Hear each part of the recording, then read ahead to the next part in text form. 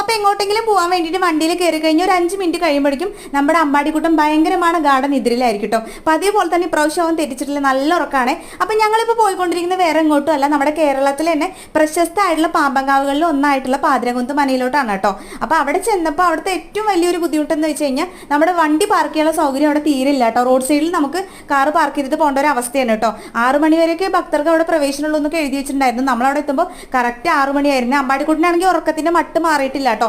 എൻ്റെ അടുത്ത് നിന്നാണെങ്കിൽ ആ ഒക്കത്തിന് ഇറങ്ങുന്നുണ്ടായിരുന്നില്ല താഴത്തോട്ട്. പിന്നെ അതിന്റെ ഏറ്റവും താഴത്തായിട്ടാണ് കേട്ടോ അവിടുത്തെ അയ്യപ്പൻകാവൊക്കെ വരുന്നത്. അവിടേക്ക് തീരെ പ്രവേശനമില്ല, 6 മണിക്ക് ശേഷം കറക്റ്റായിട്ട് എഴുതി വെച്ചിട്ടുണ്ട്. പക്ഷെ ആരും നിയന്ത്രിക്കാനൊന്നും ഉണ്ടായിരുന്നില്ല ഞങ്ങൾ പോയ ടൈമിൽ കേട്ടോ. അതുപോലെ എല്ലാവരും ഉള്ളിലോട്ട് കയറി ചെന്ന് പ്രാർത്ഥിക്കുന്നുണ്ടായിരുന്നു. അപ്പം ഞങ്ങൾ പോയി ചെന്ന് പ്രാർത്ഥിച്ചു കേട്ടോ. നല്ല തിരക്കുണ്ടായിരുന്നു അവിടെയൊക്കെ. പക്ഷെ നല്ല സമാധാനമായിട്ടുള്ള ഒരു അന്തരീക്ഷമായിരുന്നു കേട്ടോ. എന്താണെന്നറിയില്ല, അവിടെ ചെന്നപ്പോൾ മനസ്സിന് ഭയങ്കരമായിട്ടുള്ളൊരു നമുക്കൊരു പീസ്ഫുൾ മൂവ്മെന്റ് പോലെ എനിക്ക് ഫീൽ ചെയ്തു കേട്ടോ.